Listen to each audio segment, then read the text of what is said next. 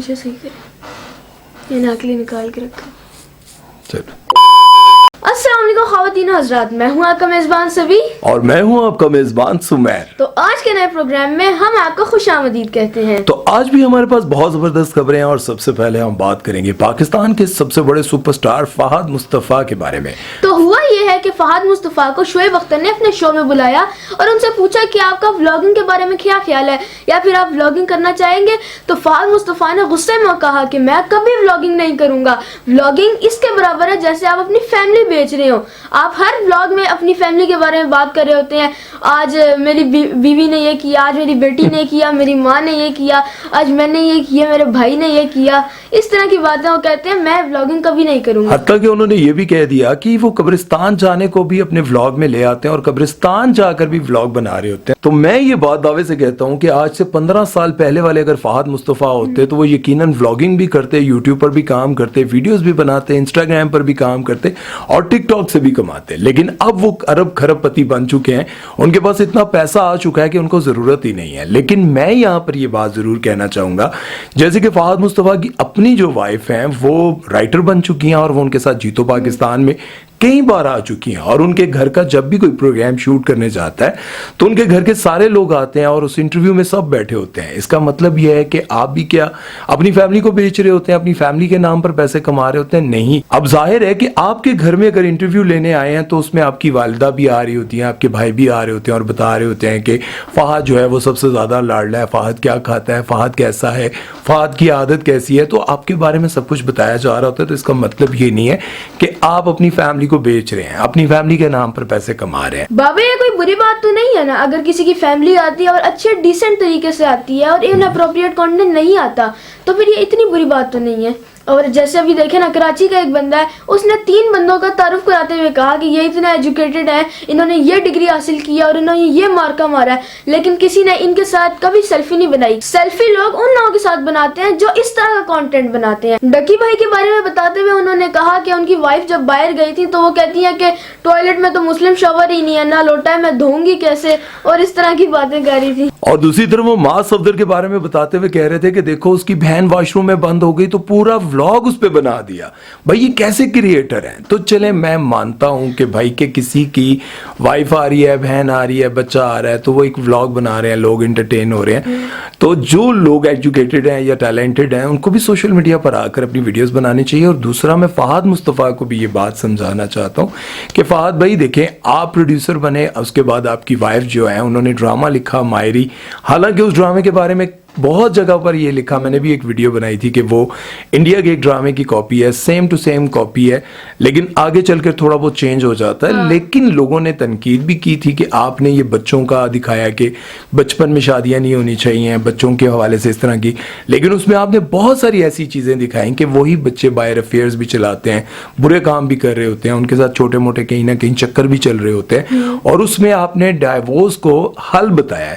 تو لوگوں نے بہت تنقید کی. تو کیا بابا اس کا مطلب یہ ہے کہ اگر فہد مصطفیٰ اپنی وائف کے ساتھ کام کر رہے ہیں تو اپنی فیملی بیچ رہے ہیں؟ یہی بات ان کو سمجھنی چاہیے، یہی بات سمجھنی چاہیے کہ انسان کی جب ضرورت ہوتی ہے وہ ولاگنگ بھی کرتا ہے. پہلے ڈکی روسٹنگ کرتا تھا اور mass of the tick talker تھا، لیکن جب ان کو لگا کہ اب مجھے ولاگنگ کرنی چاہیے اور اس سے وہ کما رہے ہیں تو دیکھو اصل میں بات یہ ہے کہ جتنا یوٹیوبرز کو لوگ پسند کرنے لگ گئے ہیں یا پھر جتنے یوٹیوبر سے لوگ پیار کرنے لگ گئے ہیں، ان کے ساتھ جڑ گئے ہیں، تو بڑے بڑے سٹارز کو جو ہے نا یہ برا لگنے لگ گیا ہے کہ ان لوگوں کو لوگ کیوں پسند کرتے ہیں اور وہ مہینے کے 5-5 2-2 4-4 کروڑ روپیہ کماتے ہیں.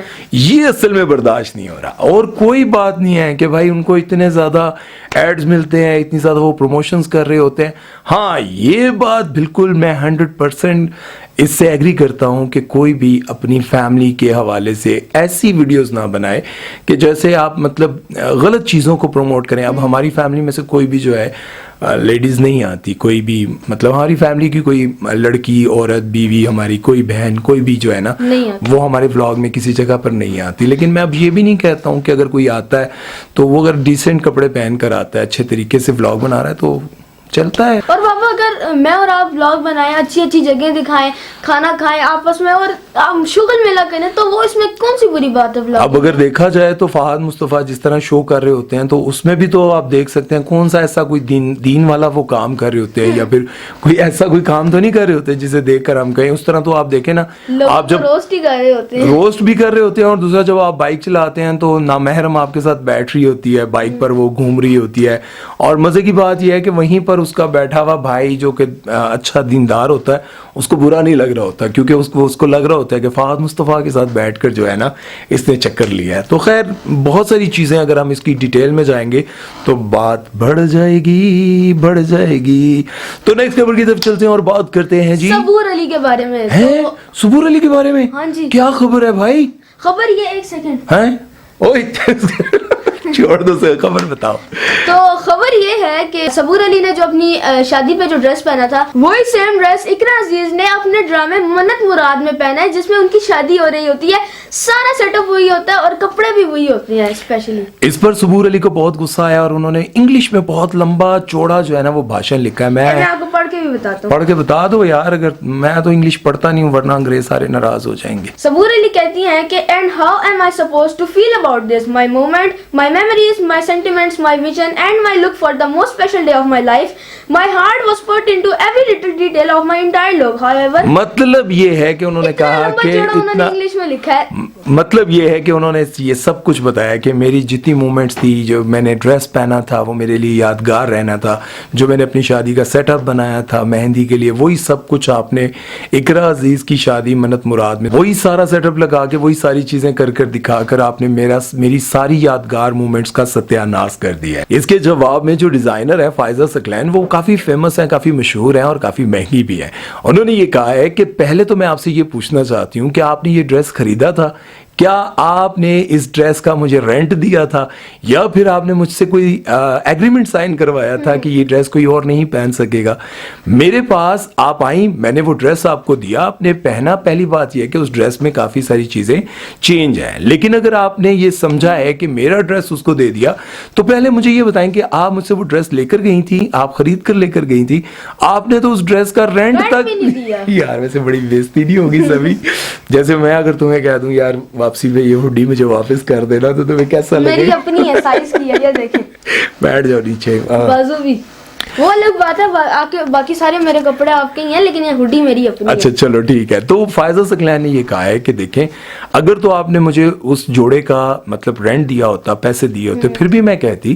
دوسری بات یہ ہے کہ ہمارے پاس لوگ آتے ہیں تو اس کا مطلب یہ نہیں ہے کہ آپ نے پہنا تو اس کے بعد میں کسی اور کو وہ ڈریس دوں ہی نہ. اور بابا انہوں نے یہ بھی کہا ہے کہ جتنی بھی برائڈز ہوتی ہیں وہ اپنے جو ہے نا سارا ڈیزائن تو میرا ہی ہوتا ہے, بس اس میں چھوٹی چھوٹی جو ہے نا وہ ڈیٹیلز ایڈ کروا دیتی ہیں یا پھر کوئی سجیشن دیتی ہیں, تو اس کا مطلب یہ تو نہیں ہوتا نا کہ وہ ڈیزائن ان کا ہو جاتا ہے, مالک بن گئی ہیں وہ کہتی ہیں کہ آپ کے پہننے سے پہلے بھی میں نے کتنی ساری برائڈز کو یہ دیا اور آپ کے پہننے کے بعد بھی میں نے کتنی دفعہ یہ رینٹ. اور آپ نے ادھار پہنا تھا یار, یہ ویسے بڑی حیرت کی. ادھار نہیں پہنا, قرضہ پہنا تھا, جو بھی قرضہ واپس بھی نہیں دیا. اور ویسے بھی آپ بڑے ایکٹریس ہیں, آپ ان کی پروموشن کر کے تھوڑا کم پیسوں پہ اس کو پرچیز کر لیتی. لیکن مفتہ مارنے کا ان کو شوق ہوتا ہے نا بھائی, یہ مفتے کے چکر میں تو یہ سب کچھ ہوا ہے.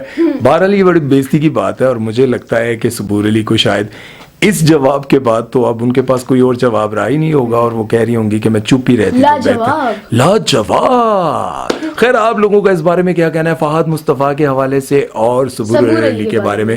جو کچھ آپ نے دیکھا ہے وہ مجھے ضرور بتائیے گا. امید کرتا ہوں کہ آج کا ویڈیو آپ لوگوں کو اچھا لگا ہوگا. اگر آپ کو اچھا لگا ہے تو ہمارے چینل کو سبسکرائب کریں, اس ویڈیو کو لائک شیئر اور اس ویڈیو پہ کامنٹ کر دیں. اور جو لوگ میرے بیٹے کے بارے میں آ کر کچھ الٹا پلٹا بولتے رہتے ہیں, یار کیا آپ کے بچے اتنے ٹیلنٹڈ نہیں ہیں, یا پھر آپ اپنے بچوں کو صرف گیم کھیلتے ہوئے دیکھ کر خوش ہوتے رہتے ہیں, یا پھر میں آپ لوگوں سے یہ سوال کرتا ہوں کہ یہی بچہ گلیوں میں سائیکلیں اور گڈے اڑانے میں اور فضول کاموں میں لگا ہوتا تو کیا آپ کو زیادہ اچھا لگتا؟ اگر یہ میرا بیٹا میرے ساتھ بیٹھ کر ادھر ویڈیو بنا رہا ہے تو آپ لوگوں کو کیوں برا لگتا ہے؟ آپ نے اپنے بچوں کو یہ جو فون دیا ہوتا ہے نا, سارا دن وہ کارٹون دیکھتے ہیں اور اسی کارٹون میں بہت ساری ایسے غلط ایڈز بھی آتے ہیں, بڑی غلط چیزیں بھی آتی ہیں, ان کو آپ نوٹس نہیں کرتے. باقی آپ دوسروں کے ٹیلنٹڈ بچوں پر غلط کامنٹس کرتے ہیں تو فٹے منہ تواڈے.